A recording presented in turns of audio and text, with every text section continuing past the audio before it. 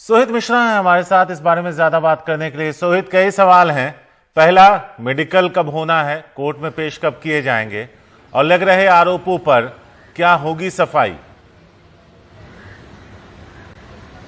शारिक, मैं आपको पहले तस्वीरें दिखा दूं। मैं जहां पर मौजूद हूं, मैं ईडी दफ्तर पर ही मौजूद हूं। ये ईडी की इमारत है जो आप अभी अपने स्क्रीन पर देख रहे हैं, और इंतजार यही हो रहा है कि यहां से कब संजय राउत को निकाला जा सकता है, और उसकी तैयारी की जा रही है कि संजय राउत को अब थोड़े समय में यहां से निकाला जाए। एक गाड़ी भी लगाई गई थी जिससे माना जा रहा था कि संजय राउत जल्द से जल्द निकलेंगे और उन्हें पहले जे अस्पताल ले जाया जाएगा मेडिकल टेस्ट के लिए, लेकिन अभी उस गाड़ी को हटाया गया है, तो शायद कुछ समय बाद संजय राउत को यहां से निकाला जाए। तो उस पर नजर बनी हुई है, और ये माना जा रहा है कि एक बार फिर से गाड़ियों की क्योंकि मूवमेंट है, तो ये माना जा रहा है कि अब से कुछ समय में ही संजय राउत को यहां से निकाला जा सकता है, और वो यहां से निकलने के बाद पहले जे अस्पताल जाएंगे, वहां पर उनकी मेडिकल टेस्ट होगी, उसके बाद ही उन्हें जो अदालत है वहां ले जाया जाएगा। कल से ही लगातार शाम से वो इसी इमारत में मौजूद हैं, यहीं पर उनको गिरफ्तार भी किया गया। कल सुबह से ही जो ईडी के अधिकारी हैं वो उनके साथ मौजूद रहे हैं।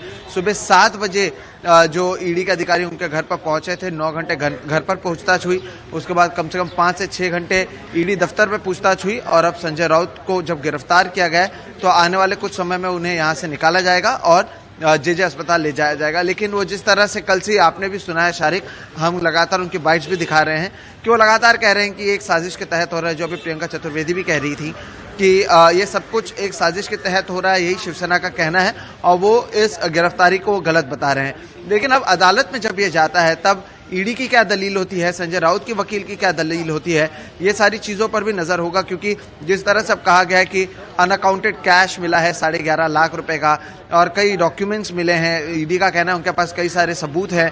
उसके अलावा उनका कहना है कि संजय राउत कोऑपरेट नहीं कर रहे थे। 9 घंटे घर पर पूछताछ हुई और 6 घंटे यहाँ पर पूछताछ हुई, जिसके बाद ईडी का कहना है कि संजय राउत कोऑपरेट नहीं कर रहे थे, जिसकी वजह से उन्हें गिरफ्तार किया गया। तो ये ऐसे कई सारी चीजें हैं। अब इसे लेकर अदालत में क्या कुछ होता है इस पर नजर बनी रहेगी, लेकिन अब से कुछ समय में संजय राउत को ईडी के दफ्तर से बाहर निकाला जा सकता है। सोहित, कई तरह के आरोप हैं उन पर, लेकिन साथ ही उनकी ये दलील है कि क्योंकि वो केंद्र सरकार और जो अभी वर्तमान राज्य सरकार है और जो उसके मुखिया हैं उस पर वो लगातार हमलावर रहे हैं, इसलिए उन्हें राजनीतिक रूप से निशाना बनाया जा रहा है और केंद्रीय एजेंसी का इस्तेमाल हो रहा है उनके खिलाफ। बिल्कुल, और ये केवल शिवसेना नहीं, आप देखें कि देश भर में जहां पर भी विपक्षी पार्टियां हैं, हर किसी का यही कहना है कि जो बीजेपी में शामिल होता है या फिर जो बीजेपी के समर्थन करता है उनके खिलाफ कार्रवाई नहीं हो रही है, और यही बात ये भी कह रहे हैं। मैं आपको एक एग्जांपल देता हूं। प्रताप सरनाइक शिवसेना के एमएलए थे जो अब देवेंद्र फडणवीस और एकनाथ शिंदे के सरकार में हैं, उन पर ईडी का शिकंजा कसा हुआ था।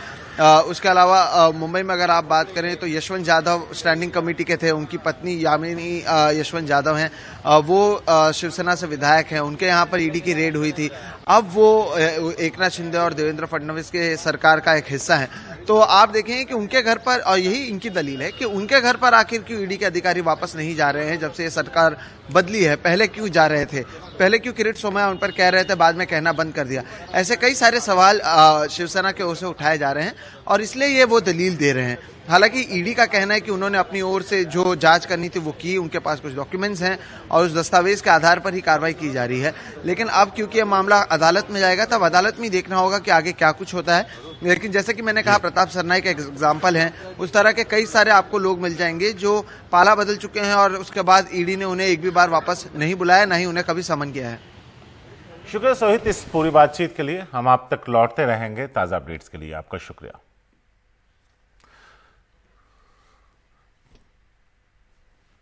तो आप जो तस्वीरें देख रहे हैं वो संजय राउत की और उनकी मां की तस्वीरें हैं, जब वो ईडी के साथ ईडी ऑफिस के लिए निकल रहे थे, जब हिरासत में लेकर ईडी उन्हें लेकर जा रही थी, तो मां ने उन्हें विदा करते हुए उनके माथे पर तिलक लगाया, और उस दौरान मां और बेटे एक दूसरे के गले भी लगे। मां कुछ भावुक भी नजर आई बेटे को जाता देखकर।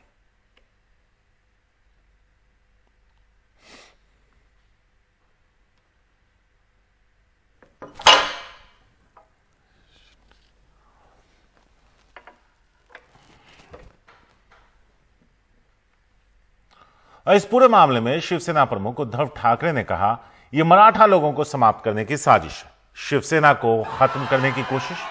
शिवसेना मराठी हिंदू लोगों की आवाज उठाती।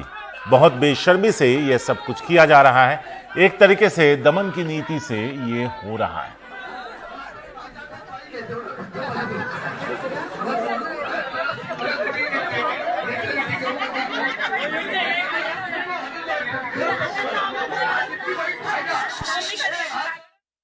Mafia police commissioner Sanjay Pande के पश्चात अब माफिया नेता संजय राउत पुलिस की गिरफ्त में।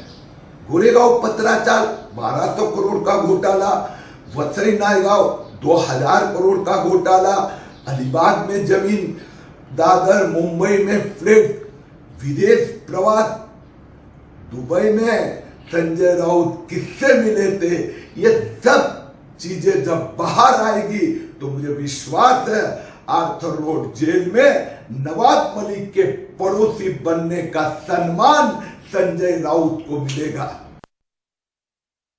कई महीनों से संजय राउत जी का जांच शुरू थी।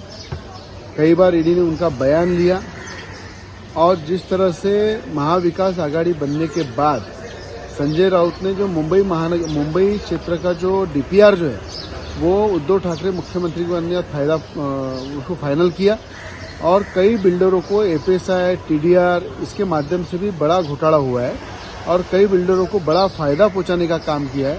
और जो गरीब लोगों का पैसा संजय राउत ने सही मायने में महाविकास आघाड़ी के माध्यम से उसमें भ्रष्टाचार किया है, वो भी आगे आएंगे। और इसमें कौन कौन से लोग जुड़े हुए, कौन कौन से कंपनी में संजय राउत के शेयर है, कौन कौन से कंपनी में वो डायरेक्टर है, ये भी सब बाहर आएगा।